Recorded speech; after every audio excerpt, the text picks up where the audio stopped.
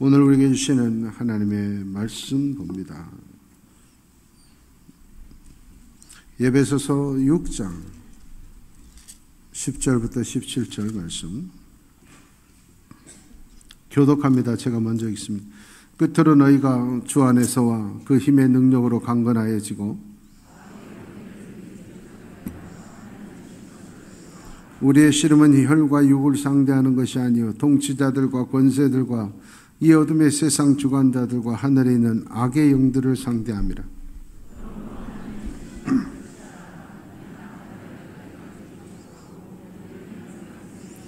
그런즉 서서 진리로 너희 허리띠를 띠고 의의 호심경을 붙이고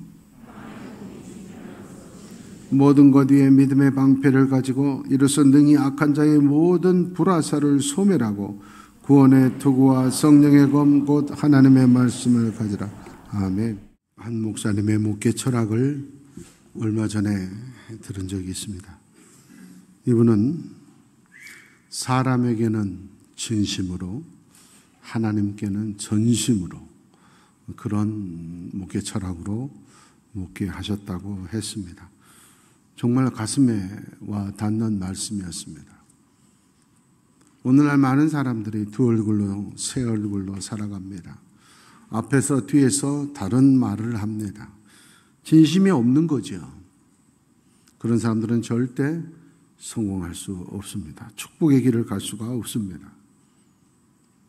사람에게는 진심으로 대하는 자가 성공하는 거죠. 인정받게 되어 있습니다.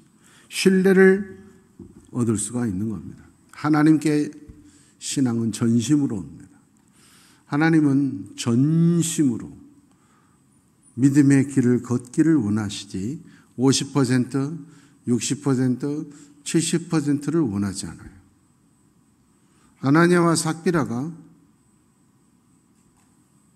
온전히 드리지 않아서 그렇지 안 드린 사람보다는 훨씬 나았어요.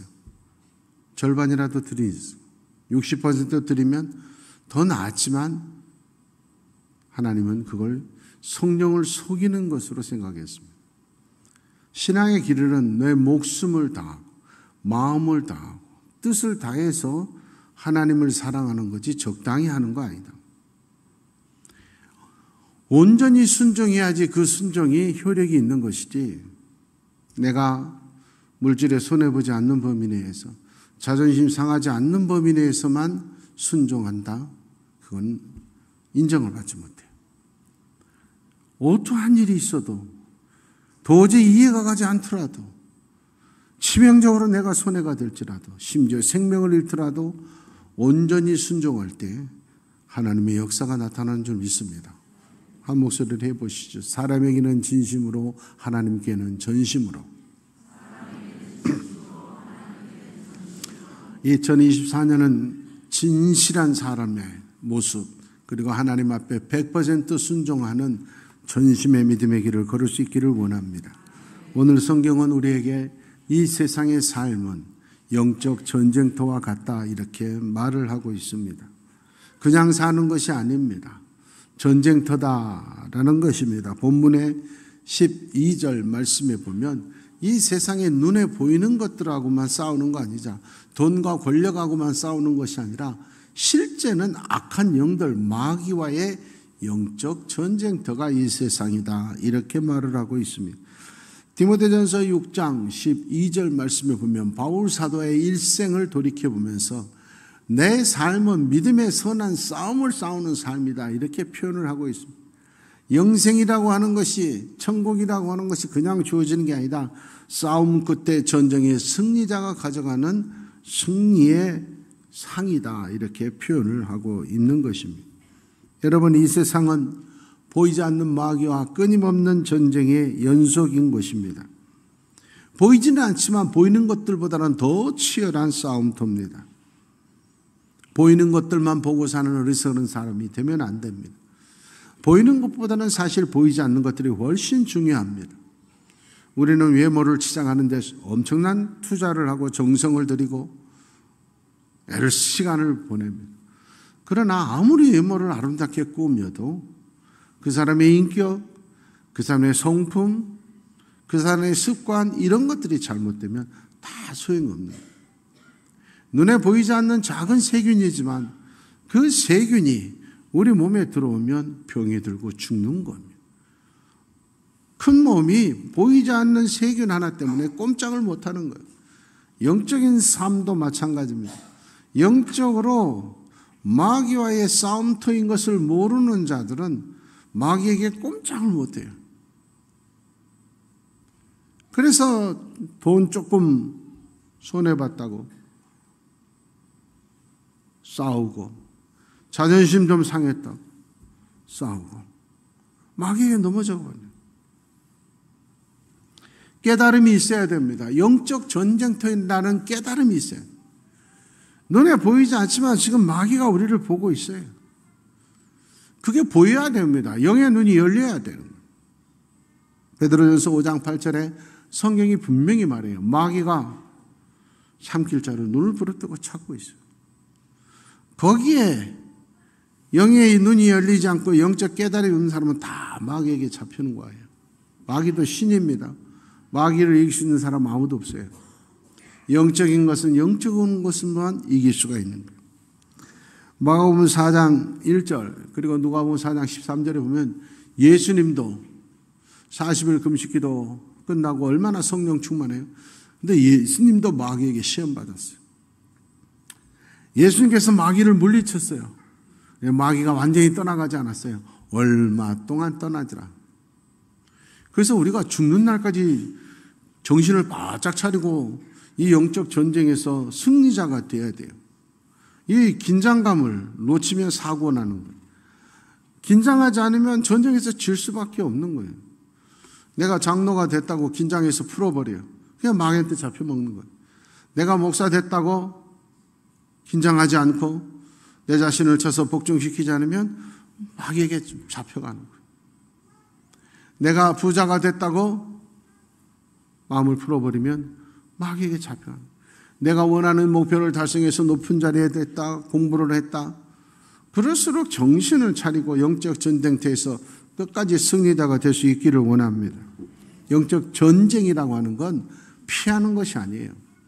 전쟁은 싸워서 이겨야지 피해서 이기는 것이 절대 아니다. 에베소서 4장 24절 말씀에 조금만 틈만 있으면 잡아먹히는 살벌한 전쟁터인 걸 알아요. 요한일서 3장 8절 말씀입니다. 죄를 무서워하고 죄를 어떤 모양이라도 버리라 한 이유가 뭐냐? 죄를 짓기 시작하면 죄 짓는 사람 모임에 들어가기만 하면 죽는 건 순간이다. 못된 건 금방 배우게 되어 있어요. 그래서 성경은 죄는 모양이라도 버리라. 내 인생에 영적으로 신앙에 도움이 되지 않는 사람 아예 먼지를 털어버리고 만나지도 말라. 인사도 하지 말라. 그 이유가 뭐냐? 조금이라도 죄 짓는 모임에 가고 죄 짓는 사람과 함께하면 금방 물들어 버린다. 나도 모르게 물들어 버리는 거예요. 그래서 춤을 추면 안 돼요. 전쟁터에서 구경꾼이 있을 수 없어요. 전쟁터에서 기다림이라는 건 있을 수가 없어요. 어떠한 경우에도 적, 아군 둘 중에 하나밖에 없어요. 전쟁이 벌어지는데 가운데서 심판은 없어요. 총알이 심판 피해가지 않아요.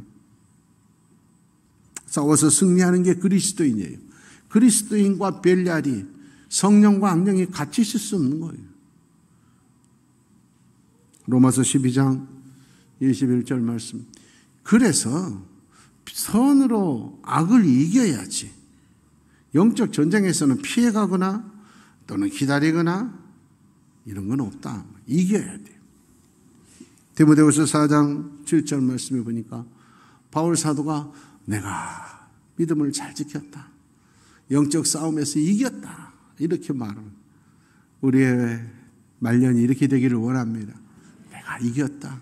마귀를 이겼다. 히브리서 10장 32절 말씀. 하나님이 쓰시는 사람일수록 영적 전쟁을 통해서 하나님이 만들어내는 거예요. 그래서 크게 쓰임받는 사람일수록 내가 그때 잘 이겼다. 그 싸움을 내가 잘 견뎌냈다, 승리했다 고백하게 되어 있는 거예요. 본문 말씀을 메시지 성경은 굉장히 은혜스럽게 이렇게 번역을 했어요. 여기는 영적 싸움에서 승리하라 이렇게 표현되어 있는데, 메시지 성경은 마귀가 여러분 앞에 던져놓은 장애물에 용감히 맞서 싸우십시오. 더 은혜스러운 건 우리의 이 영적 싸움은 끝까지, 이 세상 떠날 때까지 끝까지 방심하면 안 돼요. 끝까지. 그 다음에 더 무서운 말이에요. 이건 그냥 단순한 싸움이 아니라 죽느냐 사느냐의 싸움입니다. 여러분, 영적 싸움이라는 건 돈 많이 버느냐 못 버느냐 승진하느냐 못하냐 이거는 비교도 안 돼. 죽느냐 사느냐의 싸움이. 그러므로 이 영적 싸움보다 더 중요한 건 없어요. 그래서 신앙보다 더 중요한 건 없는 겁니다, 여러분. 해마다 송구영신 예배 드리지만 어떤 가정은 외부에 나가 있는 자녀들까지 다 오게 해서 함께 꼭 예배 드리는 가정도 있어요. 어떤 가정들은 여수에 있으면서도 안 와요. 우리 교인들 가운데서도 송구영신 예배 한 30%는 참석하지 않아요. 아무 유익 없는 해맞이, 해돋이 이런 거 보러 간다고. 밤에서부터 달려가고. 그래 정성을. 하나님 앞에서 예배하며 새날을 맞이하는 걸 얼마나 소중하다는 걸 아이들에도 가르치고 본인도 느껴야 돼요. 그래야 영적 전쟁에서 승리할 수가 있는 거예요. 전쟁터에 나가는 군인은 반드시 무기가 있어야 됩니다. 전쟁터에 나가는 군인 중에서 무기가 없는 군인은 포로들밖에 없어요. 영적 전쟁터에서 신앙생활 하면서 무기 없는 마귀의 포로된 그런 성도들이 많이 있습니다. 그러니까 힘이 없어요. 조금만 마귀가 교회를 흔들어도 발칵 뒤집혀요. 여러분, 훌륭한 성도, 멋진 성도들, 하나님이 기뻐하시는 교회는 뭐냐? 아무 문제가 없는 교회가 아니에요. 문제가 일어나도 척척 딱딱 해결해 나가고 마귀의 뜻대로 안 되고 주님이 원하신 뜻대로 쫙쫙 해결해 나가서 해결할 때마다 상급받고 해결할 때마다 축복받고 더 부흥하고 이런 교회가 좋은 교회인 거예요. 그래서 오늘 성경은 말합니다. 이 세상을 살아가는 영적 전쟁터에서 무기를 갖춰야 된다. 그걸 다른 말로 하나님의 전신갑주를 입으라 이렇게 표현을 합니다. 여러 가지가 등장합니다. 오늘 이 시간은 두 가지만 생각하려고 합니다. 수비와 공격. 싸울 때 수비와 공격 두 개만 잘하면 되잖아요. 먼저 수비입니다. 항상 공격 앞서 수비를 잘하고 공격을 해야 돼요. 이 수비의 무기는 뭐냐? 오늘 믿음이라고 말합니다. 믿음의 방패, 막는 거예요, 수비. 믿음, 강한 믿음, 큰 믿음만 가지고 있으면 마귀가 아무리 흔들어도 끄떡없어요. 척척. 수비가 강하기 때문에. 믿음이 약하니까 조금만 흔들어도 넘어지고 싸우고 질투하고 시기하고 사느냐 죽느냐. 제가 지금도 기억해요. 제가 우리 교회 부임해가지고 한 2, 3년 됐을 때 한 권사님께서 목사님, 어떤 권사님이 시험에 들었는데 목사님이 한 번만 만나서 달래주면 다시 나올 것 같아요. 지금 교회를 안 나오고 있다고. 그때 제가 한 말을 분명히 기억하고 있어요. 시험은 혼자 치러야 됩니다. 그래야 실력이 늡니다. 그럴 때마다 목사가 가서 달래주기 시작하면 실력이 안 늡니다. 본인의 신앙이 안 늘어요. 제가 안 갔어요. 지금도 마찬가지입니다. 목사님이 만나서 좀 달래주세요. 그건 신앙이 아니에요. 자기가 극복해 나가야 돼. 극복해 나가. 그럴 때 나에게 가장 유익한 수비의 무기는 믿음이라, 믿음. 내가 지금은 자존심 상하고 수치스럽고 핍박을 당하고 바닥을 기지만 분명한 건 내가 승리할 것이다. 하나님이 나와 함께 하신다. 내가 이긴다. 이 믿음이 있어요. 내가 죽더라도 나는 천국 갈 것이다. 이 믿음이 있어요. 그러면 어떤 핍박과 협박과 위협이 와도 마귀에게 흔들리지 않은 거예요. 제가 군대에서 정보 장교였습니다. 그래서 6.25 전쟁사 거기에서 얻는 교훈 뭐 이런 걸 공부한 적이 있는데 거기 보면 6.25 전쟁 때 우리 연합군들이 낮에는 다 이겼어요. 북한군하고 싸울 때. 연합군 비행기가 폭격하고 우리가 고지를 점령하고 태극기 꽂아놔요. 근데 저녁에 다 졌어. 낮에 딱 점령해 놓으면 저녁에 쳐들어와서 밤에 쳐들어와서 다 뺏어가. 밤에는 인공기가 꽂혀 있는 거야. 그럼 낮에 또 보이면 비행기가 폭격. 이게 반복됐어요. 그때 우리 군대가 지휘관들이 없었어요. 군인도 뭐 생긴 지 얼마 안 됐기 때문에 몰랐어요. 수비가 얼마나 중요한지 몰랐던 거예요. 뺏는 것보다 지키는 게 얼마나 어려웠던지 몰라요. 그래서 남자들은 군대 갔다 온 남자들을 기억해 보세요. 훈련소에서 훈련 받을 때 훈련 과정이 여러 가지가 있어요. 사격, 교장, 사격 배워요. 제식, 앞으로 가, 뒤로 가 이런 걸 배우는 거예요. 화생방, 눈물, 콧물 다 나도록 가스 마시는 각계전투 산에 막 올라가는 거 막 야 하는 거. 그 중에 하나가 경계라고 하는 훈련 코스가 있어요. 그 코스에 딱 들어가면 조교가 딱 앞에 놓고 이렇게 시작합니다. 작전에 실패한 지휘관은 용서받을 수 있어도 경계에 실패한 지휘관은 용서받을 수 없습니다. 빼앗는 것보다 지키는 것, 경계하는 것이 중요합니다. 그래서 군인은 밥을 먹을 때도 보초를 세워서 사주경계, 딱 경계를. 어떤 일이 있어도 잘 때도 경계. 이걸 잘 지켜야 된다. 그만큼 지키는 게 중요하다 하는 거예요. 아무리 좋은 공격수가 있어도 수비를 잘못하면 10골 넣으면 뭐예요? 11골 먹어버리면 지는 거예요. 그래서 손흥민보다 김민재가 더 비싼 거예요. 응? 김민재가 연봉이 더 많아요. 잘 지켜야 돼요.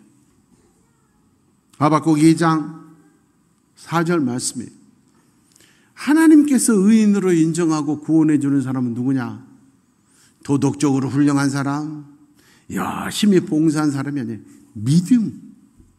믿음이 있어야 하나님이 의인으로 인정하고 믿음만 있으면 사는 줄 믿습니다. 믿음이 이렇게 중요한다니. 아무리 도덕적으로 착해도 다 죄인인 거예요. 아무리 헌신하고 아무리 희생하고 도를 닦아도 인간은 죄인인 거예요. 믿음이 있어야 돼. 내가 마음으로 믿고 입으로 신하면 구원을 얻으리라.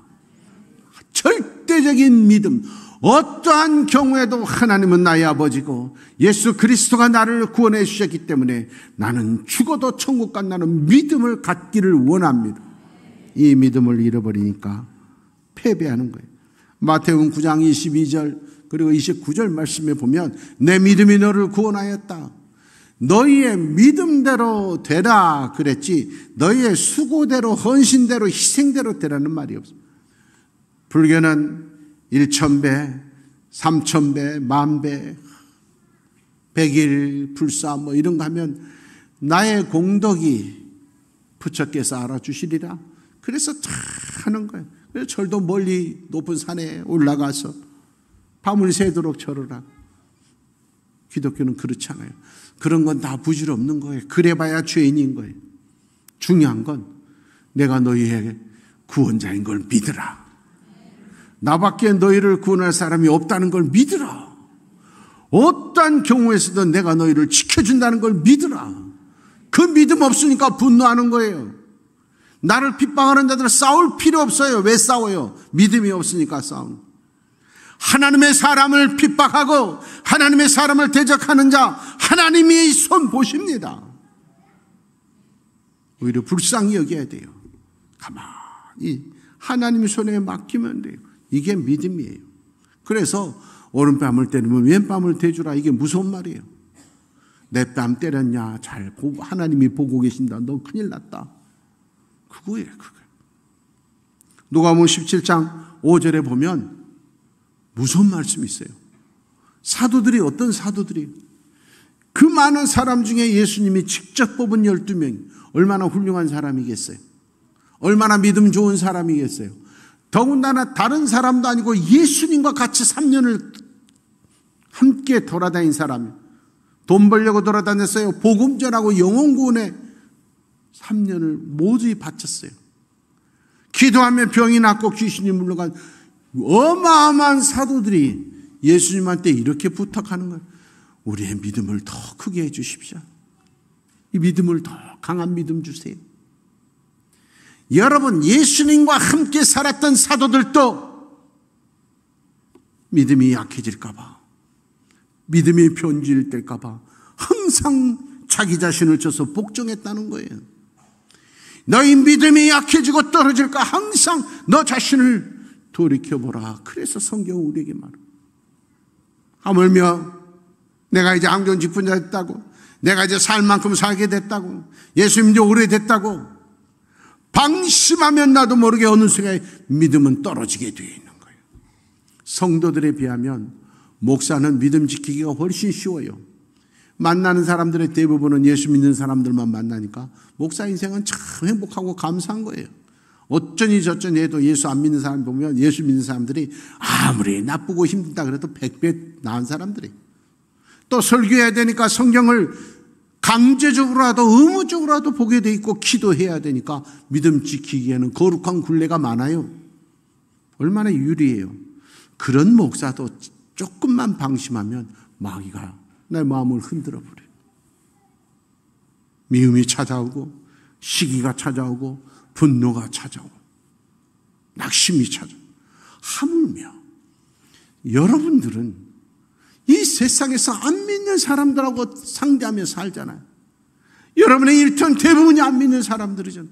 그 틈에서 믿음을 지키려면 얼마나 더 기도해야 되겠어요. 얼마나 더 말씀 붙들어야 되겠어요. 그런데 전에보다 예배 더 많이 안 나오고, 새벽 기도도 안 나오고, 금요 능력 집회도 안 나오고, 성경도 안 읽고, 그러니까 항상 머릿속에 불평 불만만 가득 차 있고 자기의 잘못은 보이지 않고 다른 사람 잘못만 보이는 거예요. 왜? 마귀에게 넘어가 버렸다는 걸 아셔야 돼요. 내 마음을 예수님이 주인이셨는데 마귀가 빽 사버렸다는 무서운 사실을 깨달아야 되는 거예요.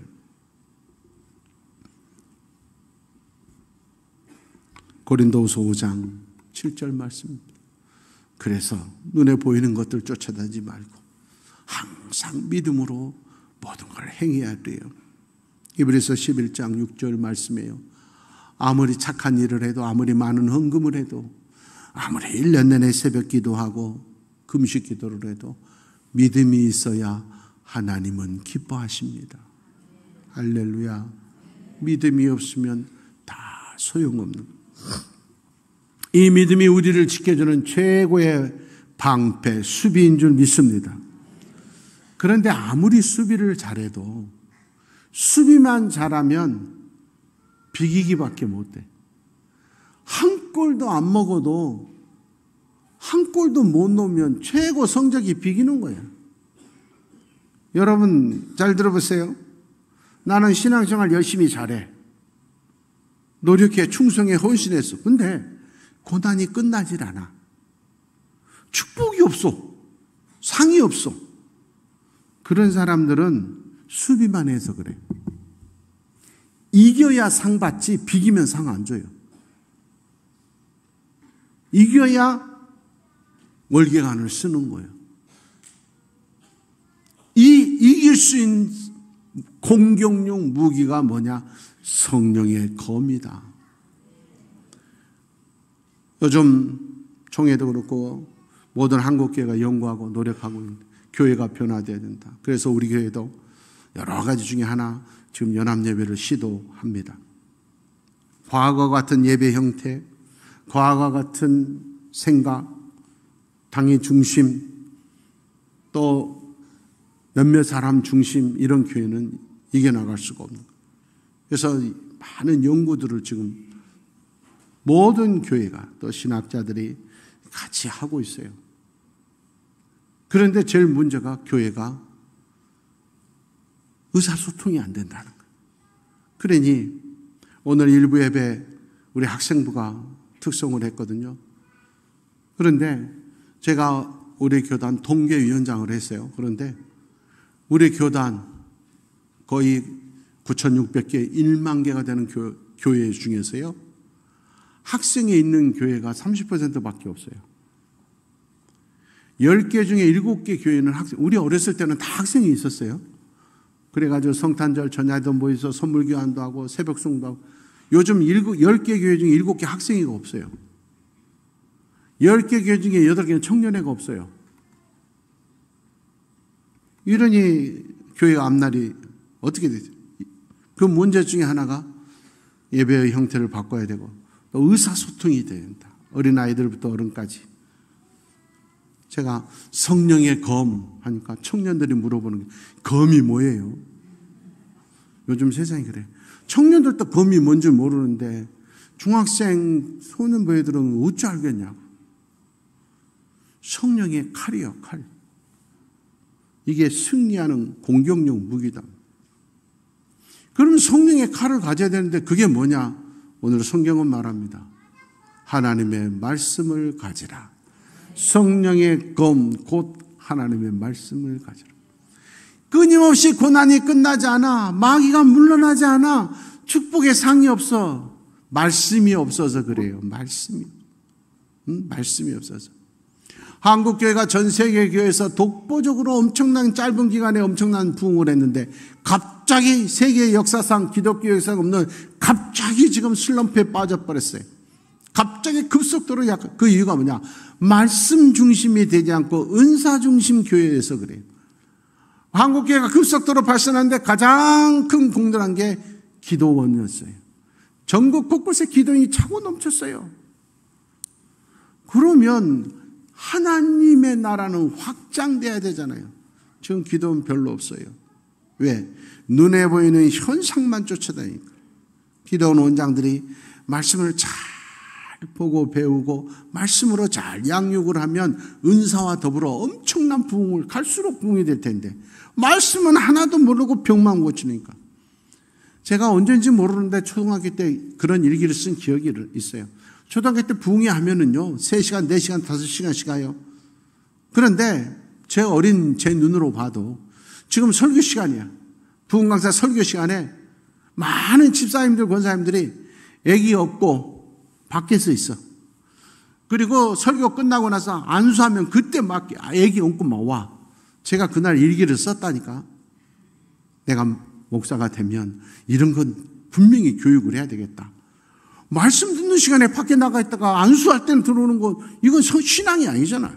어린 제가 생각해도. 말씀이 없으니까 고난이 끝이질 않아요.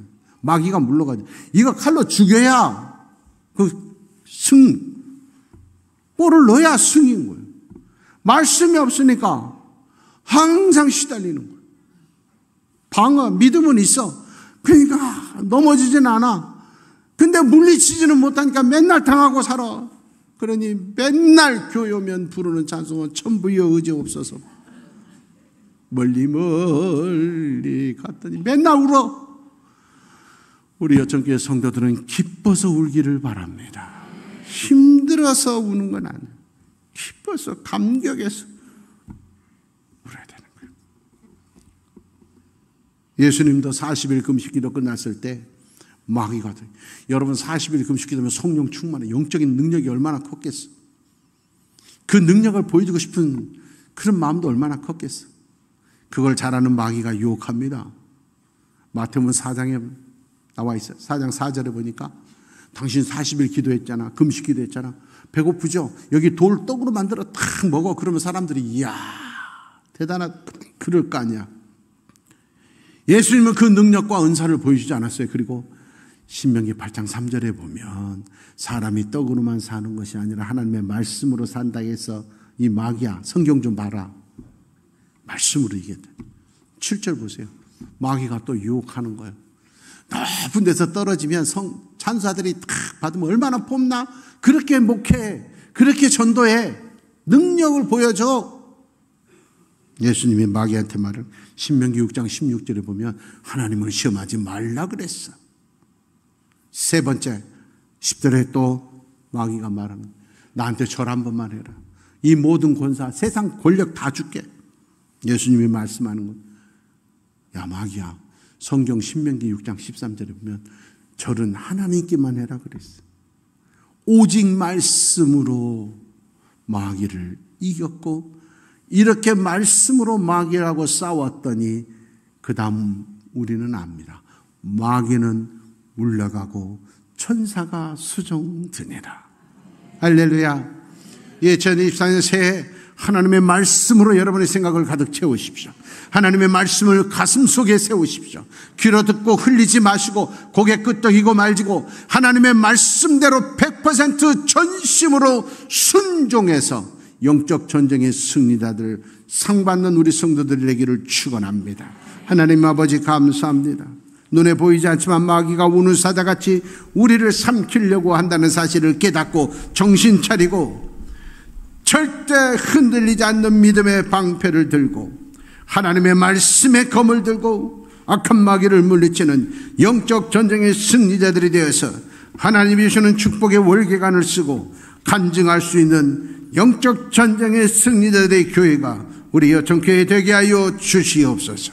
예수님의 이름으로 축복하며 기도하옵나이다.